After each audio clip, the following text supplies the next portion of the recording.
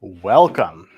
Welcome to the 17 ways that you can win in the new market. So we're going to be covering a lot of content today. And my goal here is that you guys are going to walk away with strategies that are going to help you move forward through this changing market. Now, I have a quick question before we start. Who is excited about selling real estate in 2023? Okay, good. But I want to really know who's actually excited. I mean, everyone put their hands up, but who's actually excited to sell real estate in 2023? Give me a hooah. Hooah! All right. So the reason why I'm excited is because now is the time that the market is changing. Now is the time that we're going to see a lot of people leave this business. And I couldn't be more excited for people to leave the business. Why? Because that means that we get more market share. But we need to make sure that we are focusing on the things that will allow us to take advantage and get that market share. Now, before we dive into it today, quick introduction for those of you guys who don't know me. I do see some new faces in the room. I see some familiar faces. My name is Cameron Manning. I'm one of the lead realtors and investment specialists on the Kelly Fry team. We have been a team going on for about 9 years now here in Lower Mainland. We've been one of the top selling teams here at Keller Williams for several years. And we have been expanding, growing, and I would say we are probably one of the #1 investment real estate teams in the Lower Mainland, with a specialty of about 85% of our business being investment real estate. Saying that, however, we're going to be giving you guys tips on how you guys can become better with sellers, better with buyers in general, and that's where our biggest focus on in the last year has been, getting more into what people would call the traditional real estate. Now, what I'm sharing with you guys today, the 17 ways you can win, is actually a training that I took back in December. And I thought that this was a great opportunity to share my notes with my community. We've been coaching with the #1 agent in the state of Michigan, Jeff Glover, and we've been learning a ton from him. And so I said, why don't I take what we're learning and bring it to my fellow agents and show you guys what we're training on and we are implementing every single day into our team. Because I'm going to go through a couple of what we like to call isms. I'm going to give you some Glover-isms that we got from Jeff Glover that we're incorporating. I'm going to give you some Kelly Fry-isms that we go through. So what we're going to cover first is the isms. What are different things that you can say in your head to get you guys mentally prepped? Then we're going to go through the 17 ways that you can win in this new market. Now, we're going to go through 8 that are Jeff's. I'm going to give you the bonus 2 that are from our team. First and foremost, when you're starting your day, the first thing you got to do is flip the switch. So when you walk into your office, when you walk into your work day, you're flipping the switch. What does flip the switch means? Basically means I'm in work mode now. We're going to leave anything and everything at the door that is not dollar producing tasks. If you're having, worrying about kids soccer, that's going to get in the way of you guys producing. If you're worrying about, what happened with a friend or what happened on your latest drama that you're watching, that's going to get in the way. So you need to flip the switch and say, it's showtime. Okay, so that's a Gloverism. Number 2, what we do determines our success, not the market. What we do determines our success, not the market. All too often, we're hearing that the market's really bad. In the last couple of months, the market's been going down, the sales are going down, everything like that. And there's a lot of negativity out there. And we're going to talk about that negativity a little bit. So let's focus on what we can do that will help us succeed versus thinking about that negative mindset, what's going on in the market. Number 3, in my opinion, probably one of the most important ones, is if you own the morning, you own your day. You own your morning, you own the day. At the end of the day, the morning is when you have your highest amount of energy. You're refreshed, you just slept, got your coffee. And at the end of the day too, morning is for lead client generation, right? That's the time you're going to do your lead gen. You're going to wake up, you're going to get yourself ready, and at 8 o'clock or 9 o'clock or whatever your schedule pertains to, you're going to start doing client generation activities. How do we get more people? And we'll talk about some strategies in the 17 ways to do that. The afternoon is for client servicing. You do your lead generation in the morning, and then you do your servicing. So that's your listing appointments, that's your buyer's appointments, showings, everything like that. You don't do that in the morning. If you own your morning and you can get into a routine where you're doing the same thing every single day, you're going to create a success pattern that will allow you to succeed in this business. And you got to ask yourself, the day I give up my morning routine is the day I give up a paycheck 60 days from now. Because we all know, I know Colin knows this for sure. When whatever we do today, we get paid 60 days from now because, closings take a while, right? So if you're giving up your day today, you're giving up a paycheck 60 days from now. Number 4, it's one of my favorite ones. Real estate is a contact sport. And we're not talking like football tackles here, okay? He who makes the most contacts wins the day, right? So we got to think about how we can get in front and talk to more people. Call, text, email. How can we increase the number of contacts we make? How many of you guys have taken Bold before? Anyone in the room, Bold? A couple people? In Bold, they ask you to make how many contacts per day? Does anyone remember? Typically, they say 20 contacts a day. If you want to be really successful in the new market, you need to be prepared to double that. You should be setting your framework so you're hitting about 40 contacts a day. And at the end of the day, you need to work it backwards. How many contacts do you need to hit X number of sales, whatever your goal is? If your goal is 1,000 sales, well, by golly, you're going to need to talk to a lot more than 1,000 people, right? Number 5, if I didn't go on an appointment today, seriously, what did I even accomplish? We get paid by going on appointments. We get paid to meet people face to face, asking to buy, sell, or invest. If you're not making a contact, are you actually working? If you're not going on an appointment, have you actually done your job? Your job is to generate contacts that lead to appointments. Number 6 on the Gloverisms, the more rejection I get, the more money I make. The more rejection I get, the more money I make. Again, it comes down to how many contacts do you need to make, and are people going to say no? Absolutely. How many of you guys have been out door knocking in the past couple of days? I mean, I went door knocking just on Sunday, and out of 45 door knocks, I had only one person actually say anything. You know, I had a lot of people like, no, thank you. No, it's okay. A few people said, can't you read? No soliciting, da. But at the end of the day, I only needed the one, and now I've got a contact for someone who's thinking about selling in the next 2 months. It's a contact sport. And the more rejection you get, the more money you make. Number 7, actions speak louder than words, but results speak louder than actions, okay? There's a lot of people who are doing a lot of action out there, but they're not getting results. So they look busy. They look like they're doing things, especially on social media. Everyone looks like they're the rock star realtor, but if they're not getting the results, then their actions are not lining up with what they need to do to accomplish. And then there's a lot that just talk the talk, but they don't walk the walk, right? So we need to make sure that our actions speak louder than words, but our results speak louder than actions.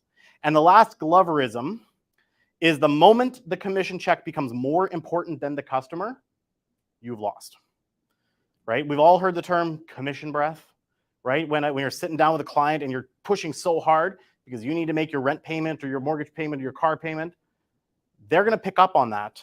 And they're not going to work with you because everyone tunes into the what's in it for me radio. So you need to focus client first, your commission second. I would even say probably third, okay? So those are the 8 Gloverisms that Jeff runs his team by that we've been, like, we love it. We've been incorporating that into our team.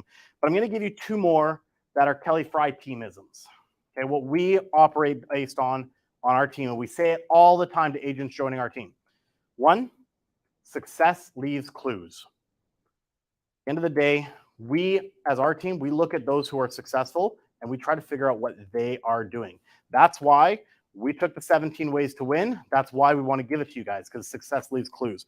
And then the 10th, 10 in my list, but number 2 for the Kelly Fried teamisms, my favorite one, rip off and duplicate, right? Don't reinvent the wheel. Take what's working from other agents and just start doing that. And you're going to hear a lot of people out there be like, oh, I want to make this my own. I want to do it my way. Well, until you've actually started doing it, you can't really do it your way. Start doing it how everyone else is doing it. Figure out the systems, figure out the models, build a solid foundation before you add your creativity, okay? Is there any questions on the Glover or Kelly Fry team isms? That's a little bonus that we wanted to give you guys. That's not part of the 17 ways to win. We're going to dive headfirst now into the different strategies, ideas, mindsets that you can use to win in today's market. Now, as we all know, the market has changed, right? There's no doubt about it. Property values have come down. Sales are coming down. There's a lot of negativity in the news. But as I mentioned at the very beginning, this is probably my most exciting time in this business. Why? Because agents are going to be leaving the business.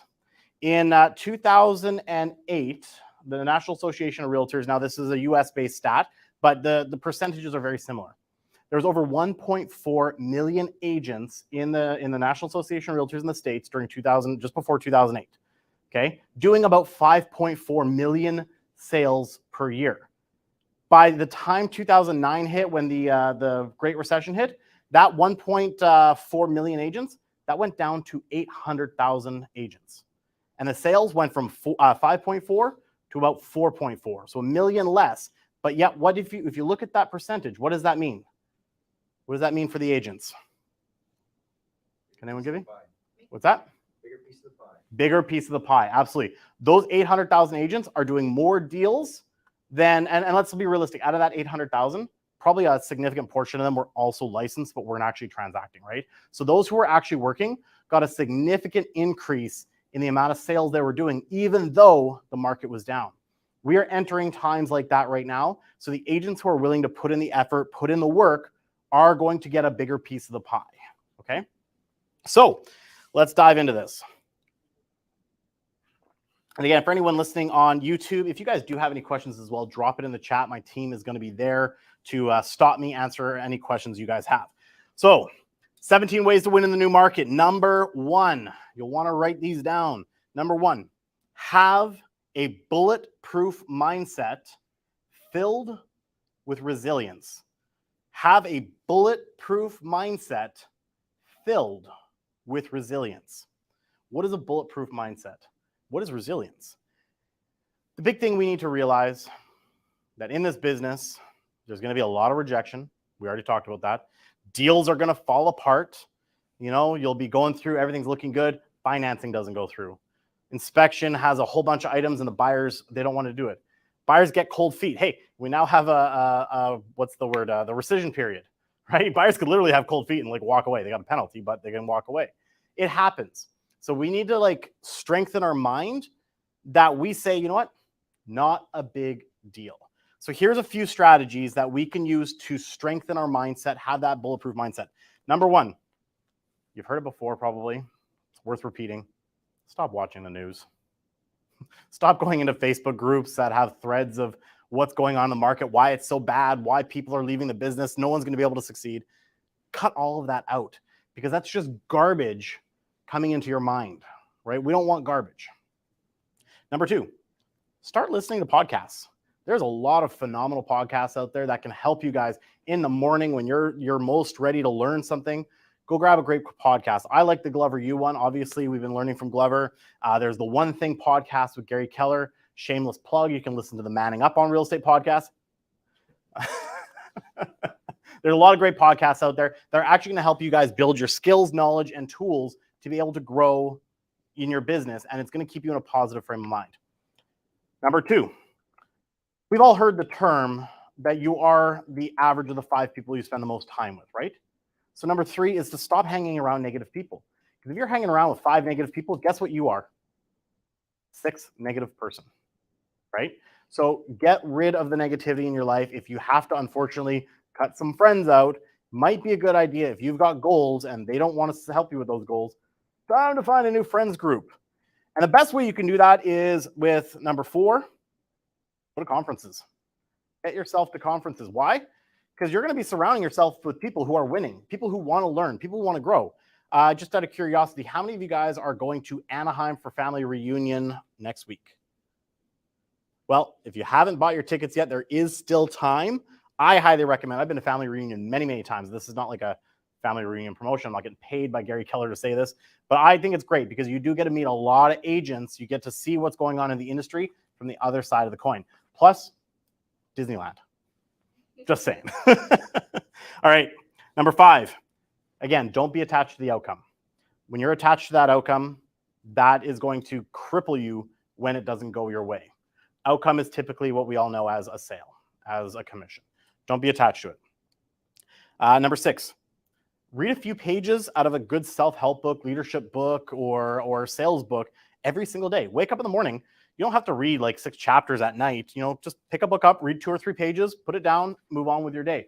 But you'll start absorbing that information, and that's going to help you guys build that framework, build that mindset, right? Get yourselves in a learning mindset right in the morning. Okay, number 7, join or create a mindset mastermind group. Now, here's a really easy one. All of you guys in this room right now could get together at the end of the day or at the end of the session and put together a mindset group. Start a Facebook group, start something, a WhatsApp chat, and you guys are there to keep each other accountable and have that strong mindset. Be there to help someone when they're not feeling the greatest, anything like that. Surround yourself with the people who are going to do that. And last one, number 8. And I know Sky will like this one. Break a sweat, right? Get a breath of fresh air in the morning. Go do something that's going to get your endorphins up. Go and do a quick run. Go to the gym. Get some fresh air in the morning before you start your day. Because when you're feeling good, you're going to be more productive. Okay? So those are the 8 ways that you can have a bulletproof mindset filled with resilience. Number 2, 17 ways that we can win in the new market. Understand that my sales skills will be my number 1 asset in the new market. Understanding that my sales skills will be my number 1 asset in the new market. Well, what are my sales skills, right? Is it my marketing I put out on social media? Is it the email blast that I sent out here last week? Is it the event that I hosted? The number 1 thing that we need to get back into is asking great questions. When you have conversations with people and you're focusing on asking great questions, that is one of the number 1 sales skills you can learn. Because what does it tell somebody you're having a conversation with? That you are interested in them, right? When you can make someone feel that you're interested in them, that you care about them, you're going to have a greater conversion. No matter how good your email posts are, it comes down to that skill. However, when you're asking great questions, I always like to say you have 2 ears and only 1 mouth. So when you ask the great question, you need to actively listen to their answer. Because I find that when I'm talking to people, sometimes they'll ask a question. Yeah, so what did you do up today? Cool. Yeah, right. They're not really engaged. I don't really feel like I'm important. Like I asked the question for the sake of asking the question, but they didn't actually care what my answer was. So we need to actively listen, because when we actively listen, it allows us to go even deeper with that prospect, with that lead, right? So we can go, the best thing we can do is, first and foremost, I'm a big fan of scripting, right? Learning scripts, but the best agents don't follow the scripts, right? They go off script. So a typical script we might have was like with a buyer, right? We might say, okay, so where are you moving to, right? What are you planning to, where are you planning to go? They'll say, well, I'm going to sell my house in Vancouver. I'm going to go move to Langley. Okay, great. And then they move on to the next question in the script, right? They're focused on the script. A great sales agent is going to do it like this. I'm going to write this one out for you guys. We're going to go 3 deep on that one. So if we say, we're going to do, let's say it's question 1A on our script, and it's, where are you planning to move to, right? So then they're going to fill in their blank. So again, they say, okay, yeah, we're thinking about moving to Langley. Langley, there we go. Okay, what we're going to do is we're going to dive in on that. The next question on the script would probably be like, great, when do you have to be there? What we want to do instead is do one, I can't do that today, B, there we go. Still morning. All right, we're going to do, great. What is bringing you to Langley? Question mark. And they're going to give us their answer. Well, my in-laws are there, so we figure we can move out, be closer to the in-laws. They can help us take care of the kids, da-da-da-da-da. And we say, all right, 1C. We're going to basically take what we had from A and B, and we're going to sum it up for them with something to the effect of, so what I'm hearing is you want to be ... right? Whatever their answer is. So 1A, 1B, 1C. We're going to go deep on that initial question. So where are you planning to move to? Well, we're planning to move to Langley. Very generic answer. Well, great. Tell me why you're planning to go to Langley. What's in Langley for you? Do you know anyone in Langley, or you have family in Langley? Go a little bit deeper. Then when they give you that answer, sum it all up. And we're going to finish off with, so what I'm hearing is you want to move to Langley because you've got some in-laws and it's going to be easier for them to help you take care of the family. And then the final, tying it all in to focus on motivation would be, and ultimately, what will that all do for you? Right? We want to focus on getting people to their motivation. And when you can help pull their motivation out of them, it shows to them that you truly care about their actual goals. Buying and selling has got nothing to do typically with money unless they're an investor, but it's got everything to do with their motivation. This will help you get to the motivation. So as you're practicing your scripts, as you're practicing your dialogues, take one of those questions and go 3 deep with your clients. Now, you do need to master your dialogues. You do need to master your objection handlers. And how do you do that? There's a really easy thing you can do. Now, first and foremost, professional versus amateur. A professional practices every single day, right? We look at professional athletes and they are, what was it? Kobe. He'd be in the morning working out and practicing his shots, everything like that.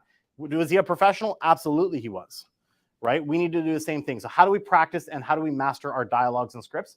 Number 1, write them out daily. Pick your top scripts, whether it's a listing presentation script, maybe you like to call expired listings, maybe it's your buyer consultation, and literally write it out every single day. Because when you're writing it, you're going to start memorizing it. Okay, that's key. Number 2, once you've written it out, here's what you're going to do. Do this thing every single day for 30 days. Okay, everyone do this. After today, you're going to write 30 days. You're going to write your scripts out every single morning before you start your prospecting. Then in the next 30 days, you're going to chant them out loud. So you're going to literally grab your scripts, stand in front of a mirror, stand out in the hallway, out in the parking lot, whatever, and literally just chant them out loud. Hello, Mr. and Mrs. Seller, blah, blah, blah, blah, blah. Okay? Chant them out loud for 30 days. And lastly, once you've been chanting them out, you've written them out, find a script and a role play partner that you can practice these scripts on. You can have conversations back and forth, and they can actually give you objections. They can actually interrupt that script. See how you handle it. Because I will tell you, at the end of the day, as much as you master the scripts and dialogues, a seller and a buyer will never follow your script, right? So being able to adjust and flex is what a master can do, okay? Any questions on that at all? It's pretty straightforward, right? But not a lot of people actually. How many of you guys are practicing scripts right now on a daily basis? Colin, awesome. Love to see it. Team leader right there. Yep. Okay, it's something to start doing. Find a partner, start practicing your scripts and role plays. I highly recommend it. We do it on our team, and it's amazing. Once you started practicing good scripts and dialogues, you go into that meeting, and all of a sudden someone hits you with an objection, and you can easily give them the rebuttal on that, give them the answer, because you know what an objection is, right? An objection is just a question that hasn't been answered. So if you know how to answer that question, you're going to be a lot further along for closing that sale. All right, number 3 on the 17 ways to win in the new market. You're going to double down on your top 1 or 2 lead sources before introducing another one. Double down on your top 1 or 2 lead sources before doubling down on a new one. We all know what shiny object syndrome is. The latest and greatest lead tool. Someone will text you and say, do you want 500 qualified leads in your inbox every single day? I think we're all getting tired of those texts. Oh, I'm going to start doing social media ads. Oh, I'm going to start going to these events. We spread ourselves too thin. We start sprinkling across multiple, and we're not actually tapping into that lead source fully to maximize the clients we can get from it. So what you want to do is ask yourself, if you have a lead source, let's say it's database, and you've got your database, you've got your CRM, ask yourself, am I exhausting all options of getting more business from this lead source? If you're going after expired listings, am I exhausting all options for getting more leads from this lead source? 9 times out of 10, the answer is going to be no. You can do more. You can double down on that specific lead gen source, and you can actually get more business from it without having to learn and introduce a new tool. Now, there are 3 ways that you can double down. First one is your time and your effort. If you're doing 1 hour of lead gen calls a day out of your database, do 2, right? Call more people, talk to more people. If you're door knocking and you're hitting 50 homes, do 100 in a week or whatever your timeline is, right? Just double down on your time and your effort in that lead gen source. If it's on resources, let's say you've been spending money on online leads, and let's say you spent $2,000 last month on Facebook and you landed 10 leads, of which 2 transacted, and that made you $20,000. That's a pretty good return on your money, right? With the commissions we earn and the money you can spend. So why not next month do $4,000 into Facebook ads, right? Double up your resources that you're using and see if it doubles up the leads that you're getting, right? So test things out. And lastly, you can double up on your skill level. We already talked about how you do that, scripts and dialogues, actively listening, everything like that. Okay, number 4. After I have doubled down on at least one of my sources, add expired listings to my business. After I have doubled down on at least one of my sources, add expired listings to my business. Now more than ever, in the last 2 years when we had that hot market, we had almost no expired listings. There were some, but it went down quite a bit because an agent could literally get their license, call up a family member, take photos with their cell phone, overprice the property, and still sell it in multiple offers, right? It wasn't rocket science, this business. We are entering a skill-based market now. So we're going to see that a lot of these agents haven't built the skills like you guys are doing right now by learning. And we're going to see more expireds on the market. We already are. Our team has been actively going after expireds like heavy since December. We January 1st, when everyone was hungover, we were in the office at 7 a.m. prepping, and we went out by 9 o'clock door knocking expired listings, right? We've been getting a ton of appointments because of expired listings. So there are 3 keys to succeeding with expired listings. The first key is that the home didn't sell because of their agent. Simple fact. We need to believe this, and we need them to believe this. Now, I'm not saying you're going to go out and disparage other agents. You're not going to say, oh, yeah, that person's a crappy agent because of X, Y, Z. We just need to make them realize that, if they say, when you're talking to them, well, why do you think your home didn't sell? Well, the condition of our home is not the greatest. Well, great. Well, don't you think that the agent should have mentioned something about that, and maybe we would have adjusted the price to compensate for the condition, right? We want to let them know that it's because of their agent. We're not going to, like I said, badmouth them, but we're going to let them know it's because of their agent that it didn't sell. And once you believe that and that you can actually be the agent to sell it, you have a higher chance of converting that lead, right? We must make them understand, number 2, that all they need is a different course or a different plan of action, right? Here's what I'm going to do to help you sell your home. Here's my 5-point marketing strategy. Here's my 10-point marketing strategy. Our team right now, Jury, we're sitting at what, about 13-point marketing strategies right now?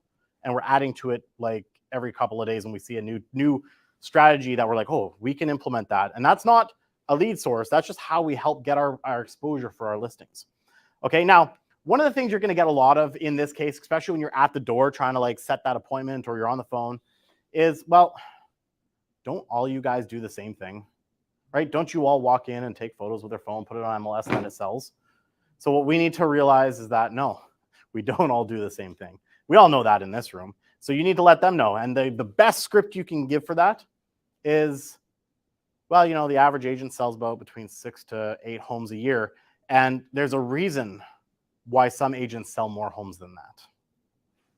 Super simple, right? There's a reason why some agents sell more homes than that. Then when they start thinking, well, you're right, especially when they see my marketing that says we sell 200 homes a year, right?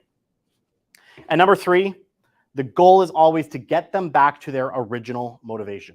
When they first listed their home, they had excitement. They were ready to move. Then unfortunately, and again, due to their agent, they did not sell. They did not sell for whatever reason. Their agent maybe didn't have the confidence to ask them to reduce their price, or they didn't come up with additional strategies. And by getting them back to that original motivation, we get them excited to get back on the market, okay? Now, there are 4 different types of expireds that you can go after. Okay, I'll write these down for you guys. There's the first one. If we can get the paper flipped. There we go. Number one is the newest expireds.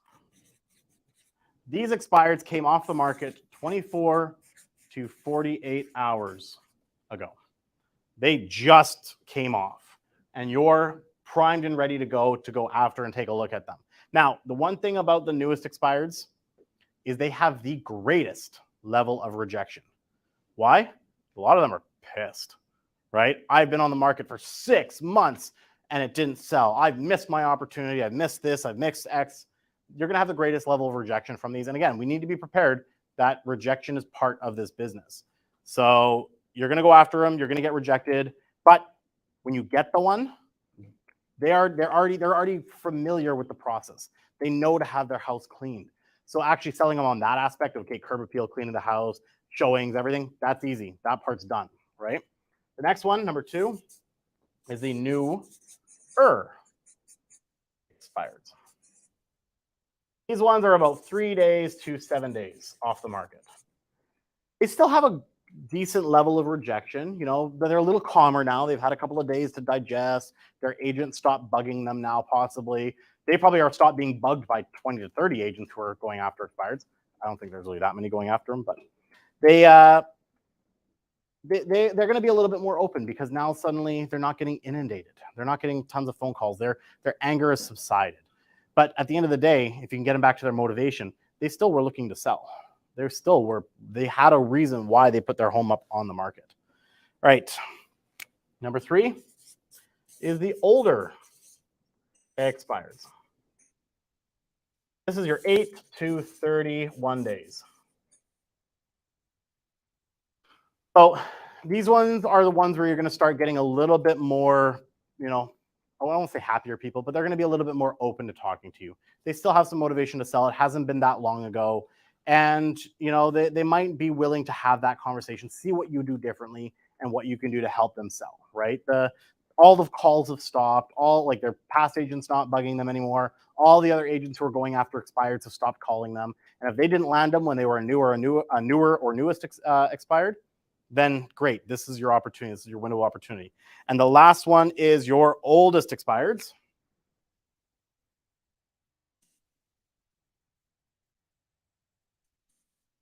And those are your 40 days to 2 years. Cameron, you want me to call someone who was on the market 2 years ago? Yeah, for sure. Why?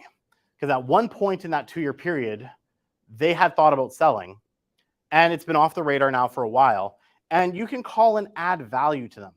Hey, Mr. Seller, just calling. I know you had your home up on the market last year, but are you aware of what has changed in the market? Right? We're going to add value, give them something, why they should maybe consider it now, right? Have those conversations and find out what their motivation was back then and see if it aligns with the market today. All right. How do you get expireds? Well, it's obviously a little more difficult here in Canada with our privacy laws, harder to get cell phone, things like that. But there's lots of things you can do. Here's the strategies that our team is doing. We are using telelisting. So if you guys, anyone who's KW here, you have access to telelisting.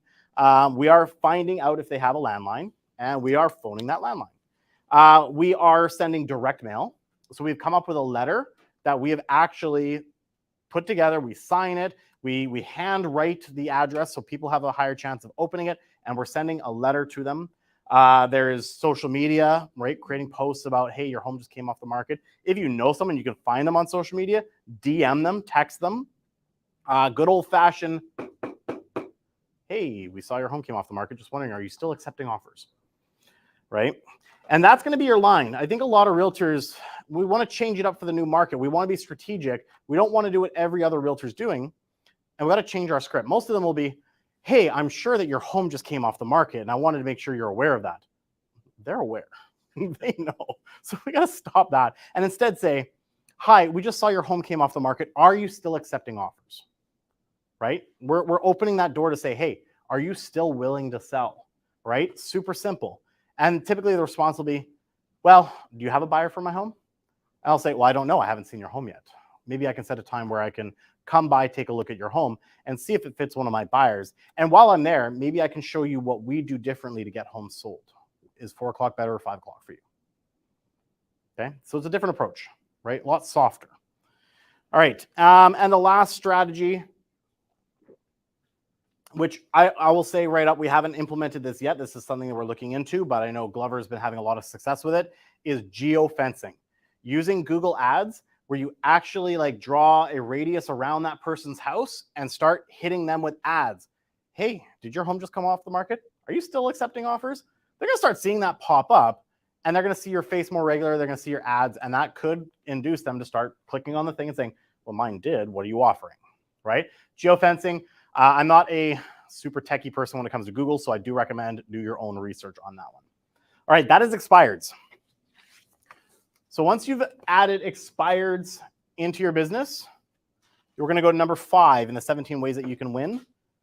We're going to win in the new market with FSBOs. Everyone knows what an FSBO is, right? Say it out loud. For sale by owner. For sale by owner, absolutely. Now more than ever, for sale by owners need our help. In fact, in markets like we're in right now, only 2% of for sale by owners will have a successful transaction, okay, by themselves. And typically they will sell at 88% of what they're asking for. So if our average sale price is sitting at around 95%, not only can they make more money even after paying us a commission, we need to believe that and we need to show them how that happens, but they have a higher chance of getting to whatever their motivation is for selling. And out of that 2% that sells, the other 98% typically lists with an agent within 2 to 3 weeks. So we want to be the ones that they have seen and they want to work with. At the end of the day, they already have their hand up saying they want to sell. We just need to get them typically past the commission conversation, right? So how do you win with for sale by owners? First of all, we need to find them. Can anyone tell me where you can find some for sale by owners right now? Let's brainstorm this together. Craigslist. Facebook Marketplace. GG. Yeah. How about driving around and finding a sign, right? You know, in fact, here's a simple thing you can do. If you have friends and family, offer them an incentive. Hey, when you're driving around and if you happen to see somebody who has a for sale by owner sign in their yard, get the address, take a photo of it, send it to me, I'll send you $15, right? Suddenly, especially with the younger generation, they like that like little bit of bonus money. They'll start sending you, you know, pictures and addresses of phone numbers on the signs that you can call. Okay. And how we follow up with for sale by owners. Obviously, you want to master a really good script. And if anyone does want a good script, just shoot me an email. I'll flip back the information. We have scripts that we can send you guys if you guys would like them. But how you win with a for sale by owner is calling them on the first day. I typically recommend it's going to be on a Monday. Okay. And you're going to hit them with your for sale by owner script on the first day. And every single Monday for the next 5 weeks, you're going to just follow up with them. Why Mondays, though? Why Mondays? Think about the grumpy cat Garfield. They're already annoyed. They're kind of cheesed off because they were super excited about the weekend. I'm going to host my own open house. My wife's going to be making my cookies. I'm going to mow the lawn and get it all ready. Anything like that. They're excited. And then what happens? Because they're for sale by owner, what happens? Nobody shows up. By Monday, they're defeated. Right? They're like, crap. Nobody showed up. So we're catching them when they're more in that like, maybe I need to start thinking about an alternate strategy mode. You don't want to catch them when they're most excited because they're heading into the weekend. This is the weekend it's going to go, right? So 5 weekends in a row. First day, you're going to call with your script. The next 4 in a row are going to be just follow-ups. Hey, just checking in, seeing how did your open house go? I know you mentioned you were going to host that. Hey, did you have any activity today? Hey, would you be willing if I stop by and show you some different marketing techniques that you could try by yourself and see how it goes? Hey, did you implement anything that I told you that you could try? Offer value to them. And typically by the week 2 or 3, they're frustrated enough with their own progress and they're losing their target goal. Again, go back to their motivation. They're going to want to hire an agent to help them make that sale.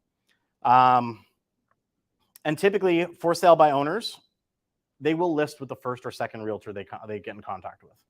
So make sure you get out in front of them and be that first agent.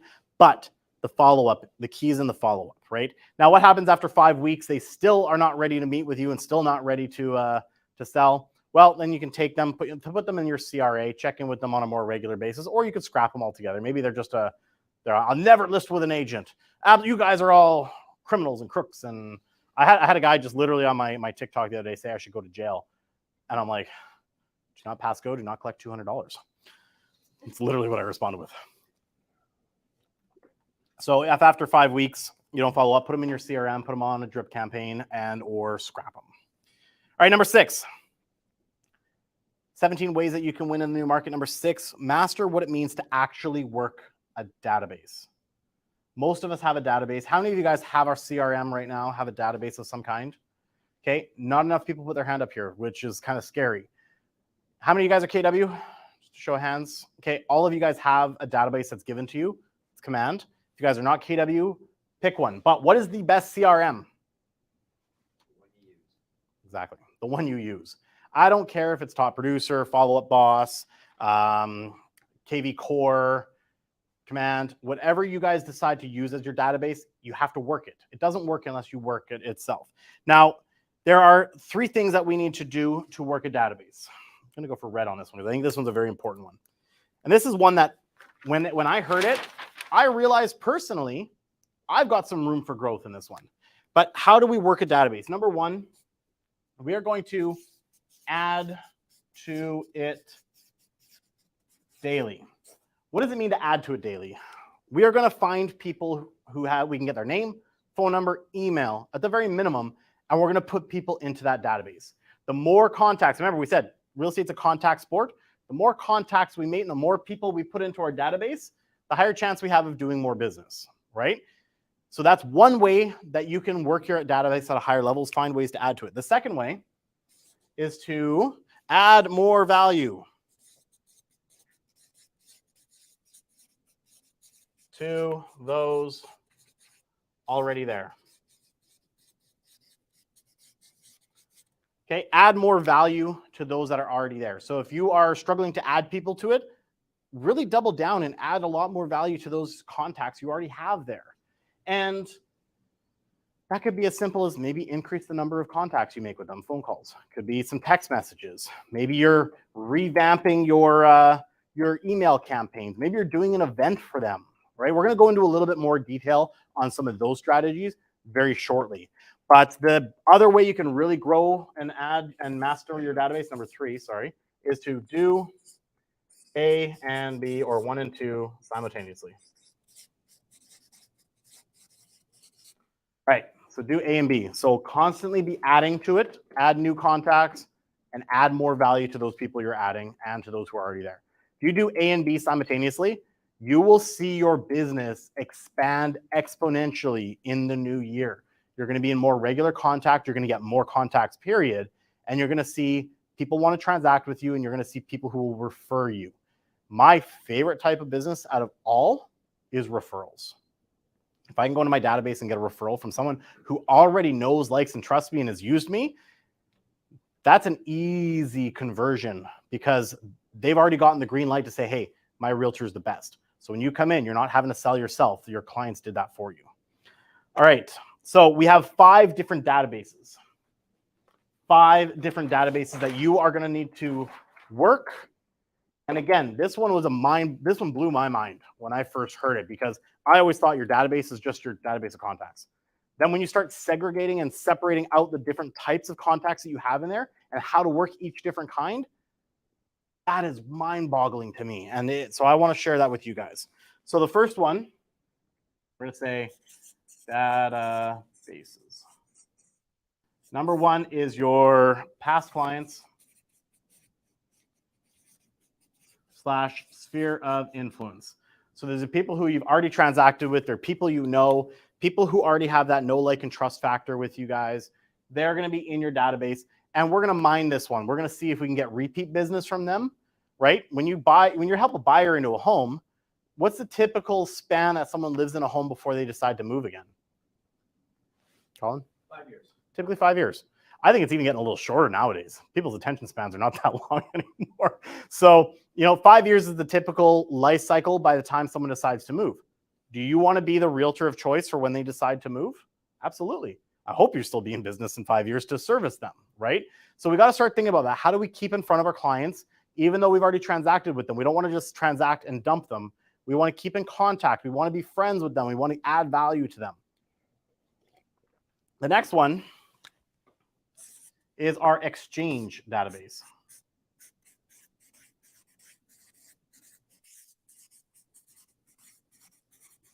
What is an exchange one? Now, this is where the separation between past client sphere of influence and exchange was the light bulb for me. And I've been really being proactive in the last 2 months, separating out so I can add different value to different people.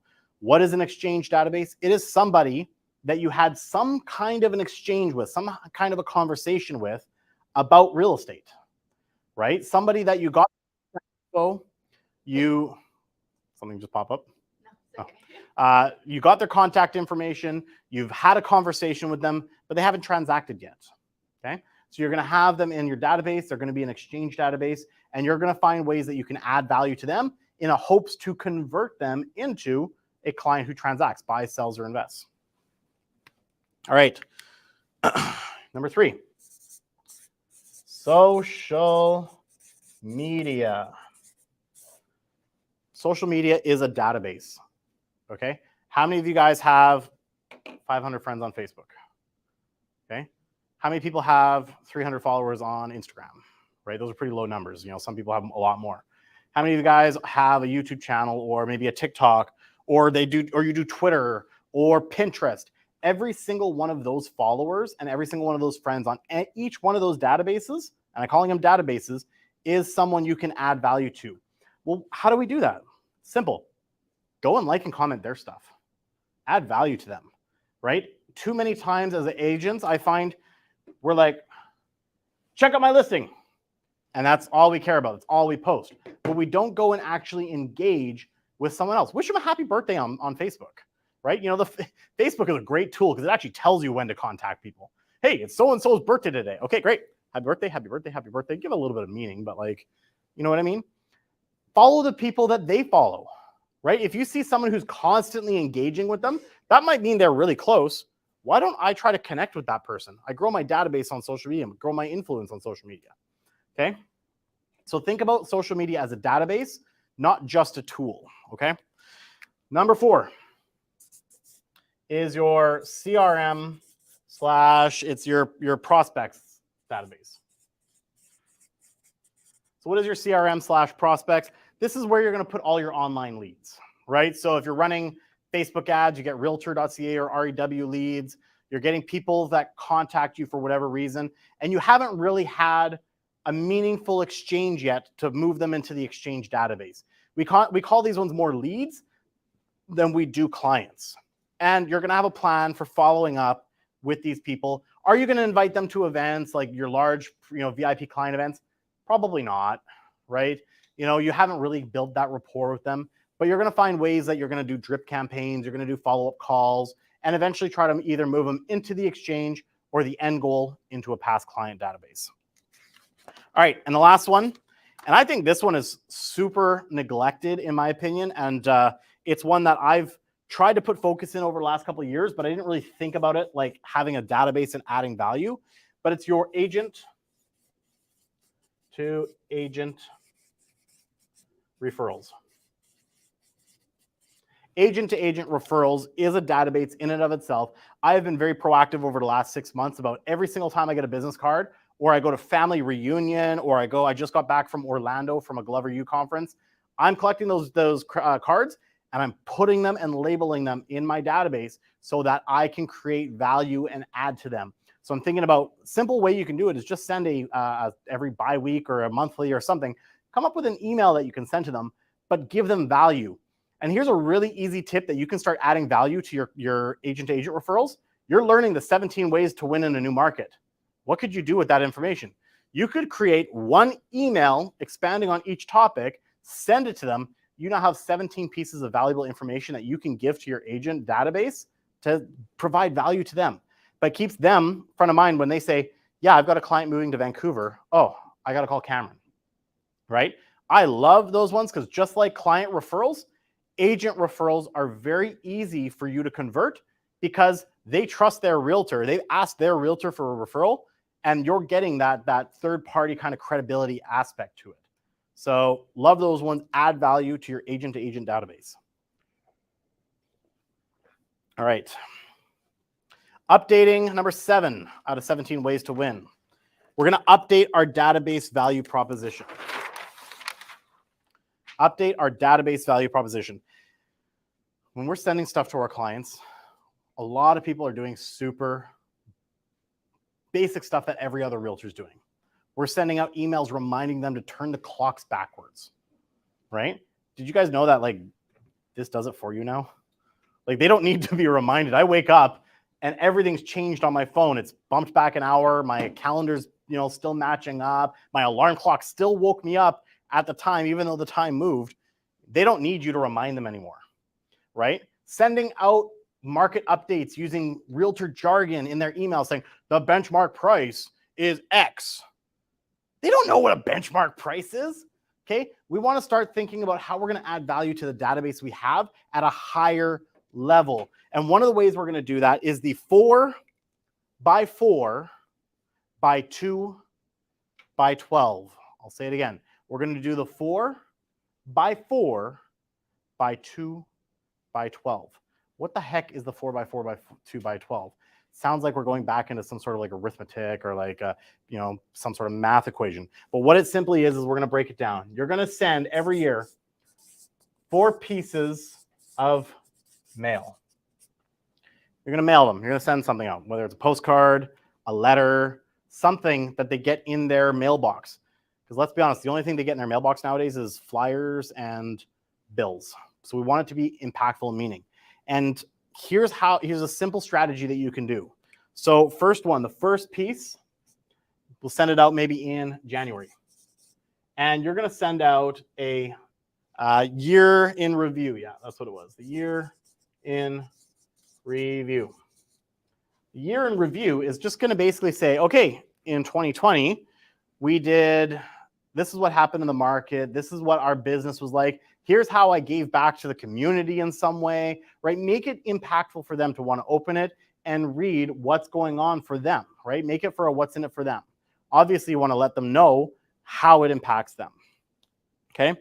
In April, your second piece of mail is going to go out, and it doesn't have to be exactly on these dates, but you're going to send an invite to an event, right? Send an invite out to an event.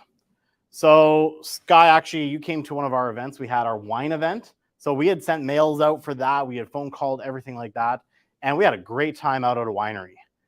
Now, your budget might not be that high if you're newer in the business, but like for us, we spent about $14,000 to do that. Okay, maybe you think of something that's a little simpler, like, hey, I'm going to host a pizza party. Or I want a dinner with my top certain clients, right? Start thinking about ways that you can engage with them. But I always say, I like the idea of one big event for a majority of your clients and maybe one smaller event for your more VIPs, okay? And we'll talk about that in a second. The number 3 is your mid-year review letter.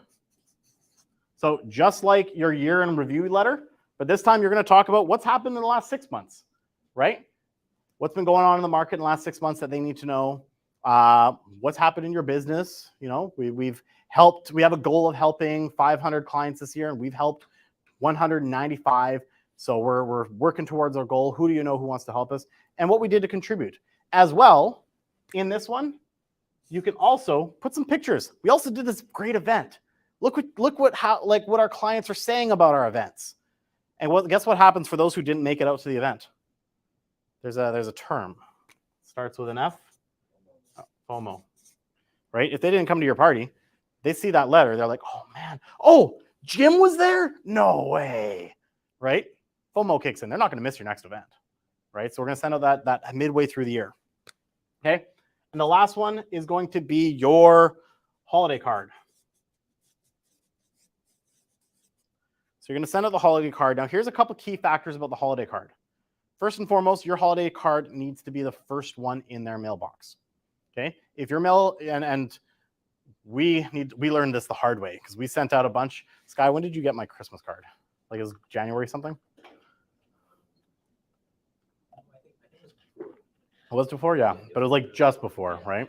So you need to make sure that if you're sending out these, you're going to get them out well in advance before the rush of all of a sudden all the postage starts happening, so it's not delayed. Try to aim to have your holiday card into their mailbox by December 1st. And put something little in it, have something to give away. This is something we're going to be looking at doing this year.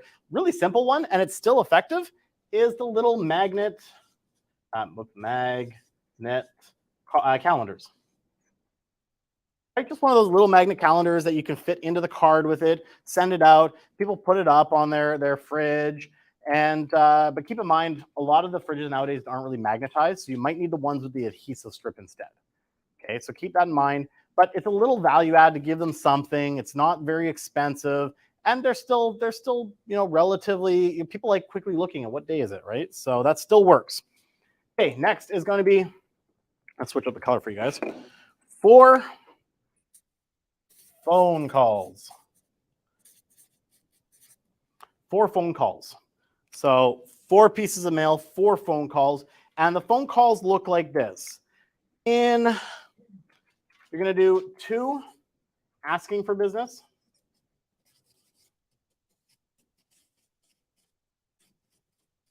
and 2 not asking. Cameron, if I'm not asking for business, how am I going to get them to transact with me? Well, simply, the 2 that we're going to ask, we're going to do it around the same time we're sending our year in review and our mid-year review, and we're going to use the script called I Have a Goal script. Well, hey, Jim, just wanted to give you a call, let you know what's been going on. And by the way, I have a goal of selling 200 or helping 200 families this year.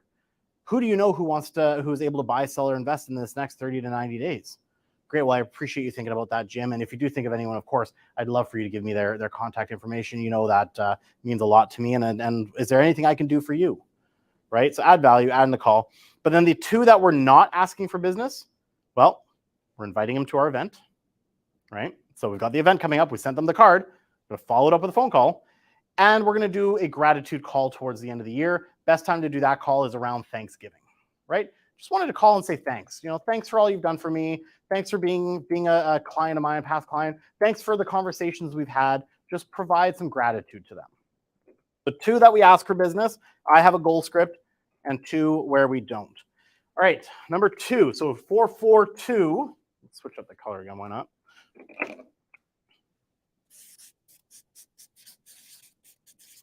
I already mentioned it, but 2 events per year. You're going to have one bigger event where you're going to invite bigger portion of your database, and then you're going to have one more smaller VIP event. Now, typically when you're trying to plan your events, you want to think about the season in which you're planning the event, and you also want to think about, kind of what's happening after that event. So try to plan your event where it's 45 to 60 days out from your typical largest listing season, right? So that depends on your business and depends on the market in the area. So that way, if you have an event that's leading up to that time and people have been thinking about selling and you provide a great value event, they're going to think about you when listing their home. And then again, you can do something smaller, maybe in the fall, where you do like more of a VIP smaller event, maybe, rent out a fancy restaurant, bring your top 15 clients or something to that effect, right? The people who've really given you a lot of referrals or added a lot of value to your business in different ways, okay? And the last one is 12 infotaining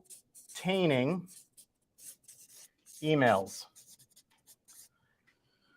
12 infotaining emails. Again, gone are the days of sending out the, hey, don't forget to turn your clocks back.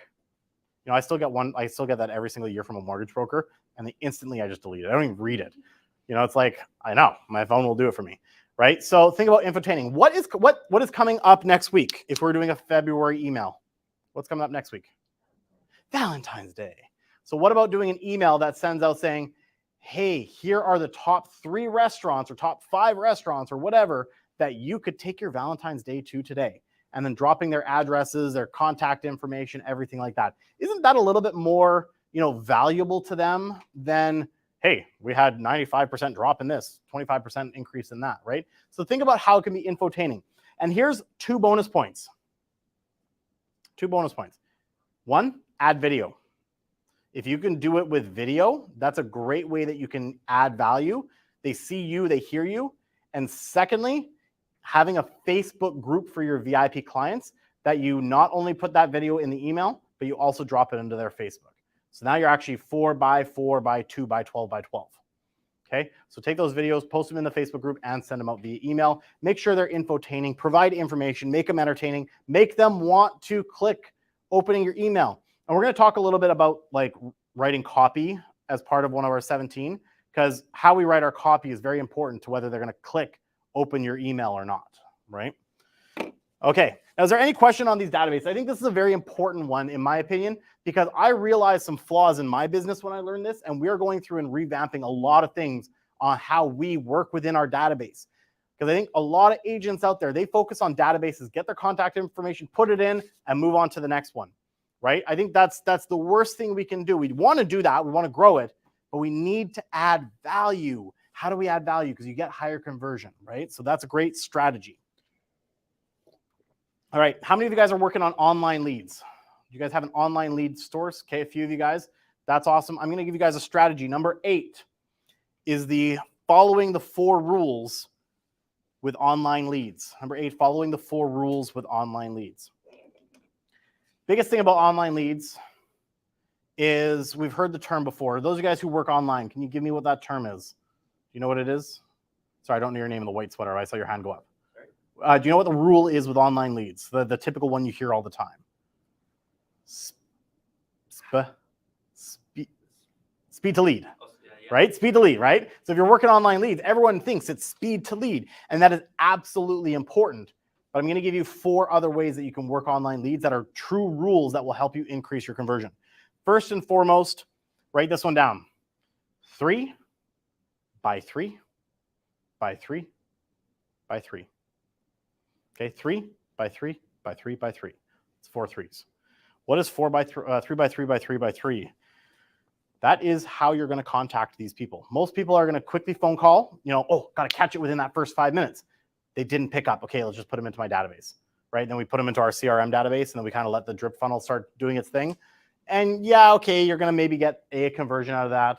But let's say you're picking up, like if you're really on top of your Facebook leads and you're getting 30 leads a week, and you're only converting after every 2nd or 3rd week, 1 person, there's a lot of leads in there that are not being converted. And that's because you're not frequently following up with them. So here's the frequency. 3 phone calls, 3 text messages. And again, bonus points if you do video text messages. Hey, so-and-so, I saw you clicked on this thing. And 3 emails, all within 3 days. 3 phone calls, 3 text messages, 3 emails, all within 3 days.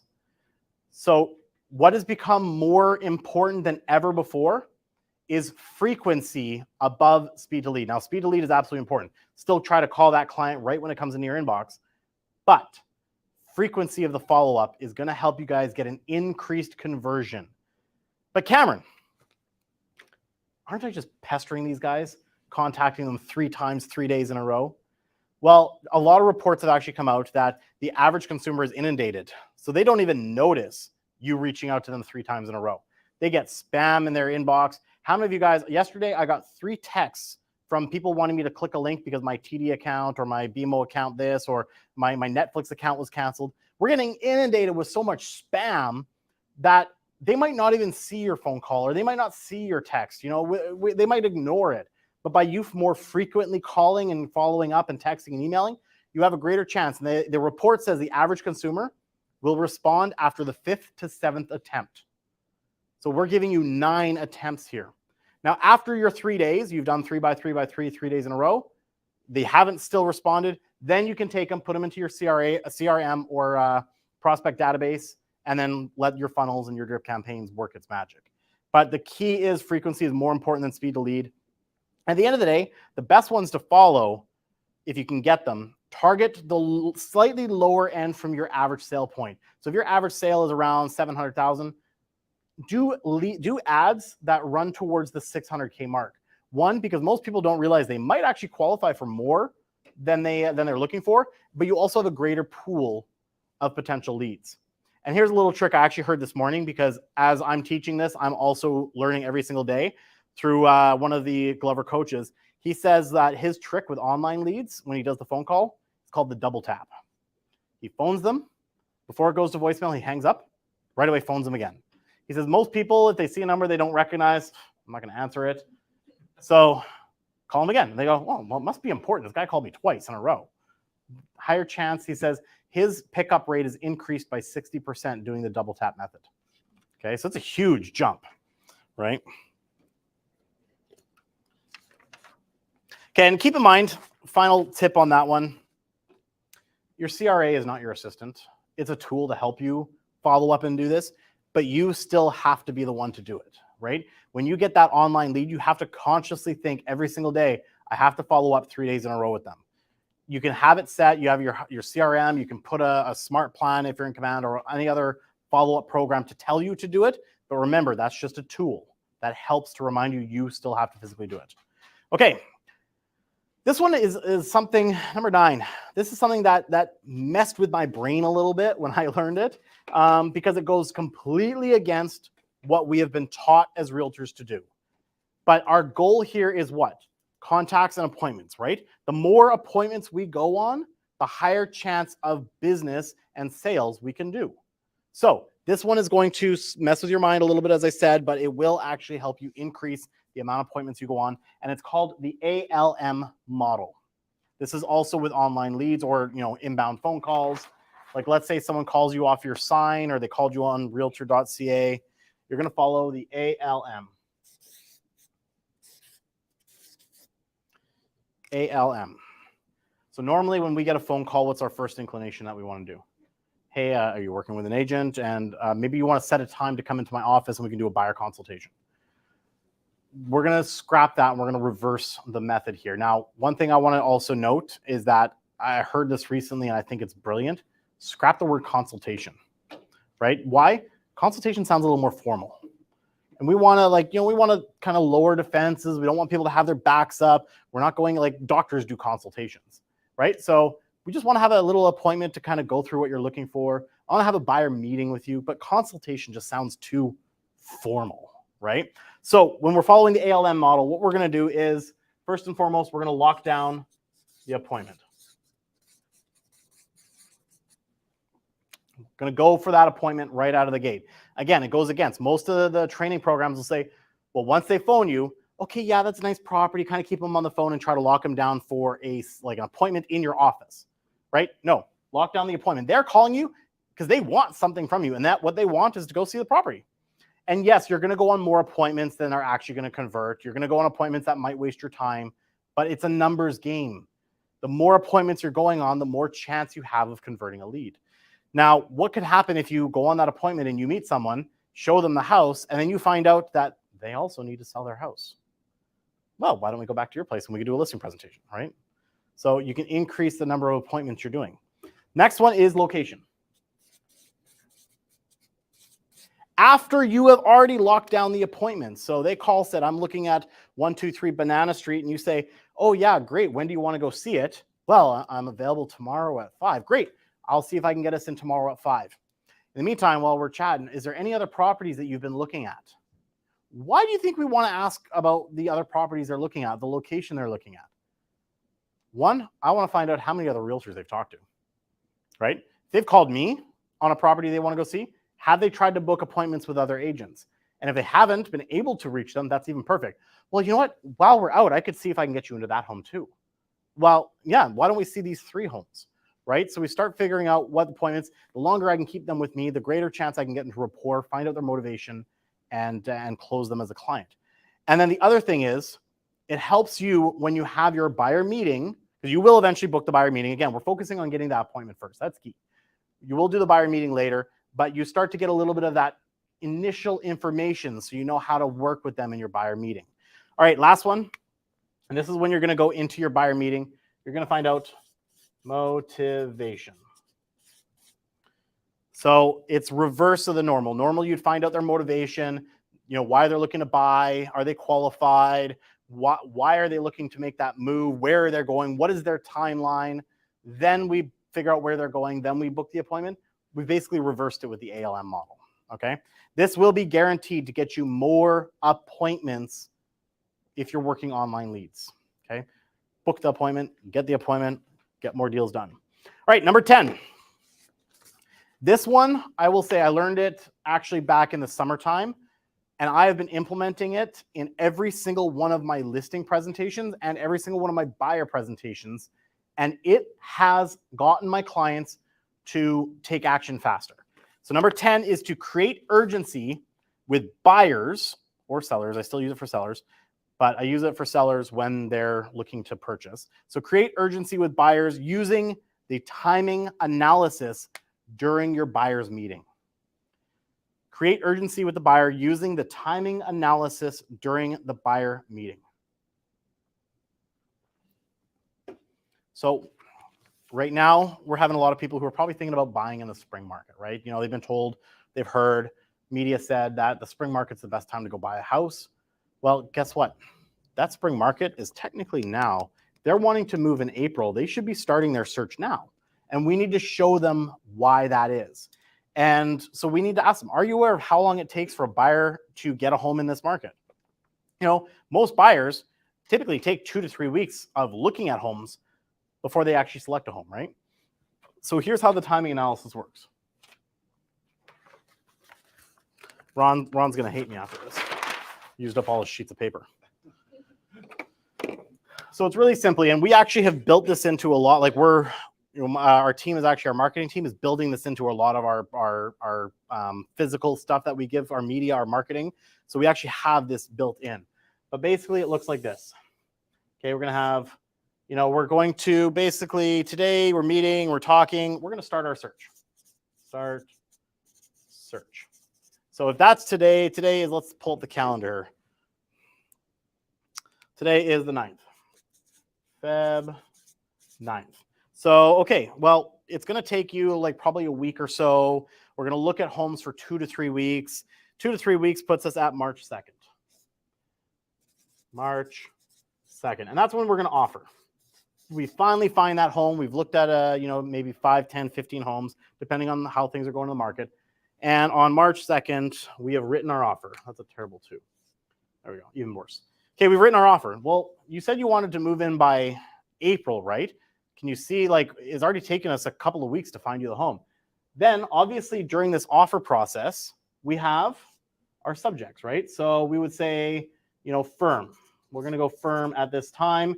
And right now, the average subject period is between, 10 to 14 days right now, right? So I always bump it out a little bit more. So 14 days, it's another 2 weeks. We're now looking at March 16th. And after you do a subject removal on a buyer, I would say the average closing period is probably, what would you say, another 30 days, 2 months, 60 days? So if we're going to do even 30 days, that pushes us into April, mid-April. 2 months pushes us into mid-May, right? So we'll even do that, mid-May, May 15th, closing and possession. So you can see, Mr. Buyer, that if you're wanting to move in April, we got to get this thing started right now because we could be pushing this out to May. So we start to create urgency by actually showing the timeline of how something actually works. And we're not making anything up. This is like legit facts on what happens. Once we start doing a contract, you know, I just did a deal here. My clients wanted 3 months on completion because she's super panicked about what, and rightfully so, the market's been kind of picking up a little bit. But she wants to make sure that she's got enough time to find a home and negotiate the contract and do her stuff, that she booked it out 3 months. So any buyer who said, oh, I want to move in April, they're SOL on that specific property, right? So things take time. We want to show them. Unfortunately, they don't know the timing. They don't know that it takes this long, right? They say, I want to move in April. They're going to start looking in April, and they think they're going to move in by April. So we need to create that urgency that they need to start now. And this is literally something that I would recommend it out of all 17 of these tips I give you guys today. Start doing this one today with your clients. And it doesn't have to be a fancy presentation. I started, before we started making our copy, I started by just taking a piece of paper and I'd write it out. Right? I always have a book with me where I write notes when I'm talking to my clients. I flip to a new sheet and I draw the line and I show them how this happens. Okay. Number 11. We're almost through, guys. Number 11, have answers to and overcome the most common objections in the market. Have answers to and overcome the most common objections in the market. What's one of the most common objections you're getting right now? Financing issues, right? Probably part of that would be interest rates. Well, Cameron, the interest rates are really high right now, so it's going to cost me a fortune to buy. So, well, you know what? Right now, here's a great one that you can tell people: interest rates are actually down. People are like, no, it's not. I just saw the Bank of Canada. They just raised the rate. Well, they did, but that affects variable rates. But the average consumer is a little bit more risk adverse, and they like to go with something that's a little more guaranteed. So most of them are going fixed rate, and fixed rates are actually down right now. The bond yields have come down, so fixed rates are down. So it's increasing your borrowing capacity. I have a ton of first-time home buyers that suddenly are coming into the market in the last couple of months, and trade up buyers too. I'm getting a lot of trade ups, right? So people selling a townhouse, moving to a house, condo to townhouse. So have those objection handlers. So practice them, go into your dialogues, know what the current market objections are, and figure out ways that you can help them get past that.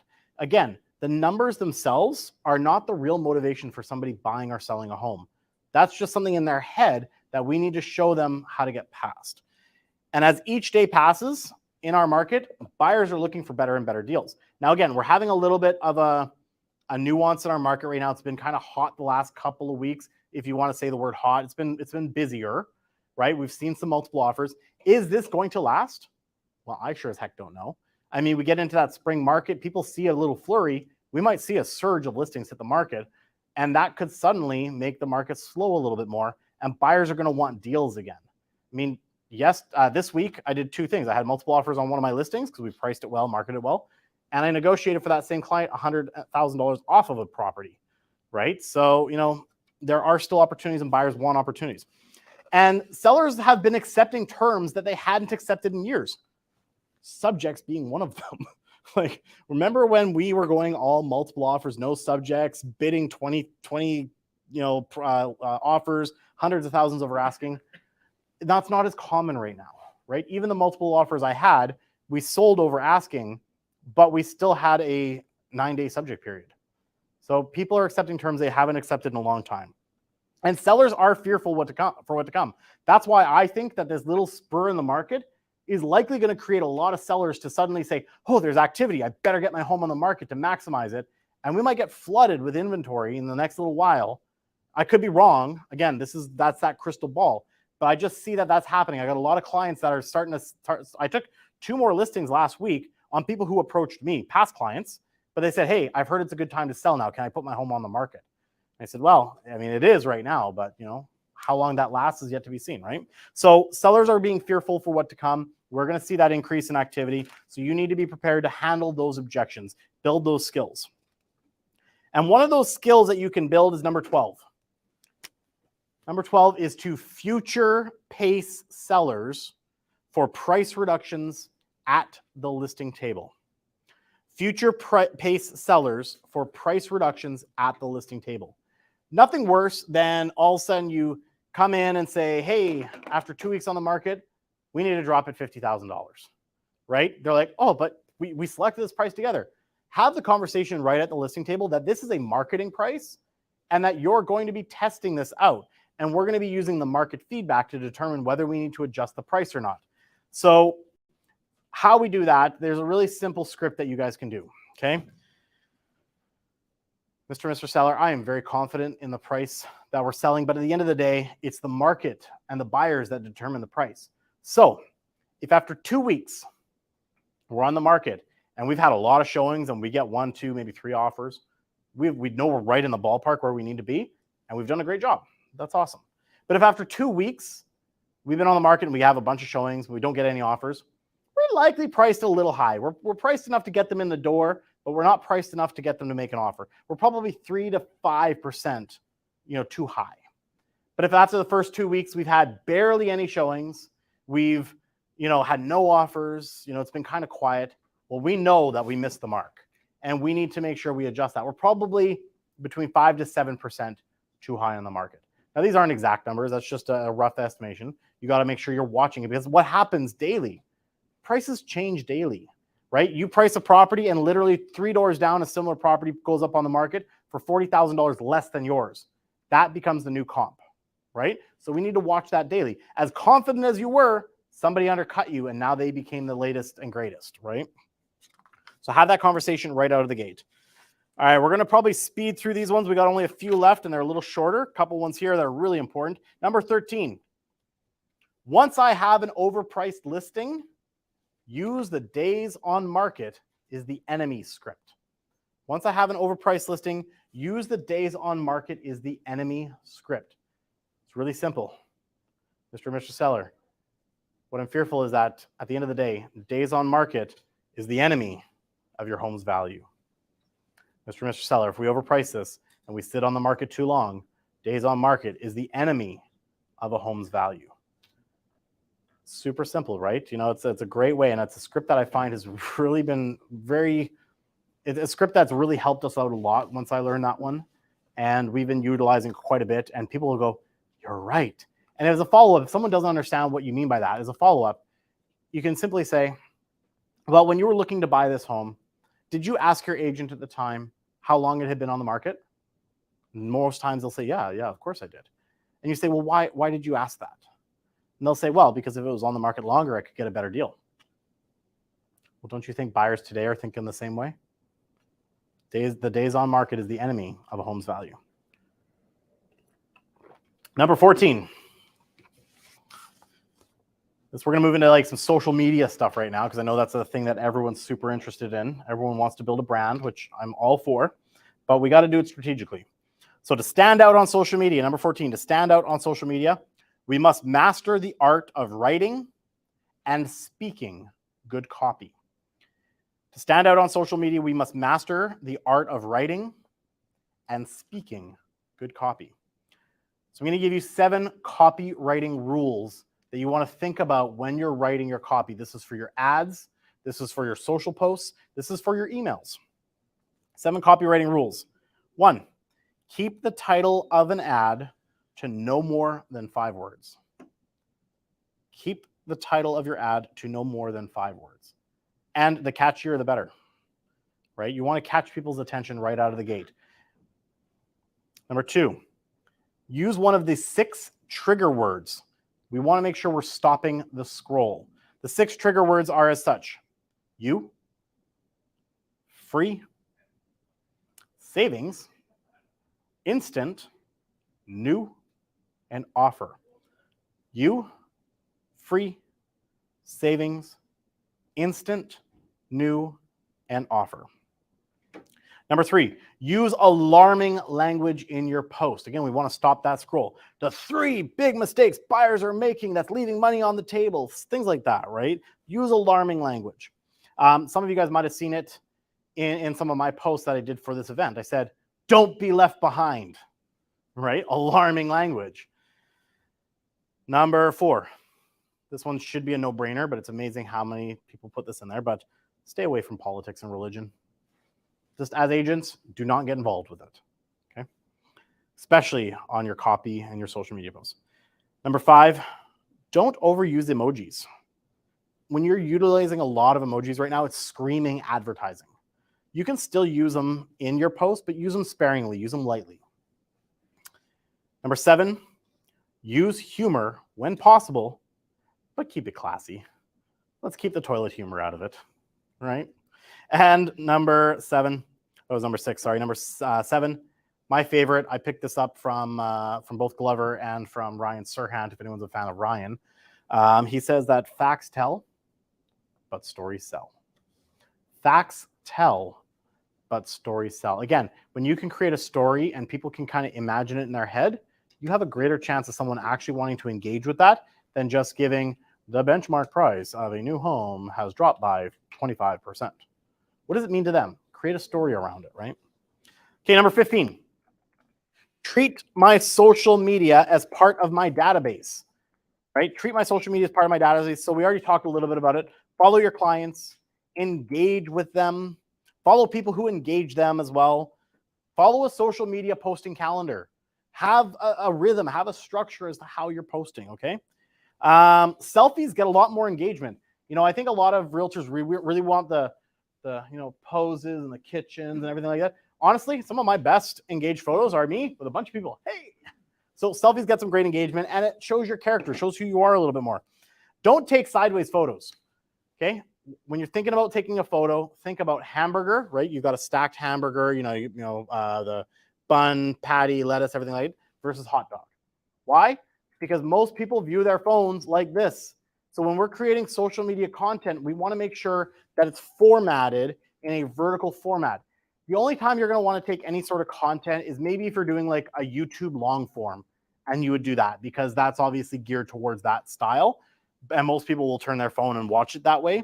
But for the most part, photos, Instagram is designed to be more vertical. Even though it's square, you're cutting out half of the photo anyways. So think about doing more vertical content than horizontal. Hamburger versus hot dog, okay? Use Reels. Use TikTok. Use YouTube Shorts. And part of that is master the short form video. Why? Because the social media programs are telling you what they're going to promote and what they're going to utilize. So use what they're telling you. Most photos are getting a lot less engagement now. So get better at putting yourself on video, getting confident talking on video, and utilizing the tools. And I will be completely honest, and I totally agree with another coach of mine. YouTube Shorts is going to knock out TikTok. Why? Because YouTube is owned by Google. Google and YouTube have been the most dominant factor and get the most engagement out there. And video, and when you talk video, YouTube is video, right? Now they've launched Shorts to, show their side, just like Reels all came about because of TikTok. They're going to throw a lot of money into it. And the power that YouTube has is they already have monetization programs, right? They've been monetizing creators for years. So if you don't think they're going to do that to Shorts, we're all going to kid ourselves. So I'm still doing TikTok, Reels, and YouTube Shorts, but don't sleep on YouTube Shorts. If you're taking Reel content, if you're taking TikTok content, start sharing it to your YouTube. Okay, stop sharing things back and forth from your business page. I was notorious for this. But if you have a Facebook page, like a business page and a Facebook personal page, excuse me, create two different pieces of content. Your business page should be to promote your business. This one, you can still promote your business, but keep it classy, but promote more your personal side. People want to buy from those they know, like, and trust. And stop using Canva for your personal pages, right? Stop making your post look like an ad and then posting it on your personal, because the people don't care. They want to see you for you. That's why you have the business page, right? So stop using Canva on your personal page. Okay, number 16. Now, this one was more relevant when I heard it back in December, but I still think it's relevant because we have this pop up all the time. But number 16, sharpen your holiday handler skills to get more sellers to say yes now. Now, obviously, we just got out of one of the biggest holidays, Christmas and New Year's. That's when this is extremely relevant, but now you have time to practice it. But we still have holidays that come up. Easter's coming up. We've got, what are some other ones? We've got Labor Day. We've got Canada Day, things like that. Sharpen your holiday handlers. Why would I want to list during the holidays, right? Obviously, Christmas being the biggest one, I find that's the best time for sellers to list because there's less competition. So we need to practice how we handle that conversation and why it's a good time for them to list. And number 17, our last one. We've made it. Number 17 is to surround yourself with those who have been through this type of market before and those who are having success right now. Surround yourself with those who have been through this type of market before. This is not new. And those who are having success right now. People are doing things differently, and they're having success even though every indicator is telling you that people should not be succeeding in this market. As we all know, recessions make the most millionaires, and down markets make the top agents. So again, join or start a mastermind group in your brokerage or your town or wherever you can. Ask questions and get answers from those who've been through this before. If you've been through a down market and you know someone, we got some great agents at our office alone who have some longevity. Get into some of those classes. Josh Bath holds an Ask Me Anything class. This is the time where you can ask those skill-based questions to learn how to navigate a market like this. Get to events. Get to go get exposure with people who are doing this. One of the biggest things I say is if you can find a way to get into the Medallion Gala and go rub shoulders with the top 10%, if you're not there, if you're not qualified, so what? Go and figure out what they're doing differently, at least before we all have a few drinks. All right. And I'm going to leave you with 3 little things that we've already talked about to sum up everything we've talked about in these 17 ways. And we're right on time for 12 o'clock here. 1, manage your time more than ever. Block in your calendar. Protect your time in your calendar. Know when you're doing, win that morning, win the day, we said. Skills. Everything I talked today is about building skills. Focus every single day on how you're going to build your sales skills, your conversion skills, your listening skills, your talking skills, your question skills. And lastly, of course, we talked about a few times exposure. Go out and get yourself exposure to people who have done this. If you haven't hit any of these 17, those 3 last things, time, skills, and exposure, is one of the most important things you guys can do to win in the new market. That is it for the content. I thank you so much for coming out. We are like right on time, 12 o'clock on the button. I'll stick around for about 15 minutes, 20 minutes, answer any questions. If you guys have enjoyed this on YouTube, thank you so much for tuning in. We really appreciate all of you guys. Hope you guys have had great questions. I will flip back to my contact info if anyone wants to reach out to me. You can follow me on Instagram at Cam E. Manning. Check me out there. I post a lot of content that you guys can take ideas from, repurpose, rip off, and duplicate. And with that being said, we'll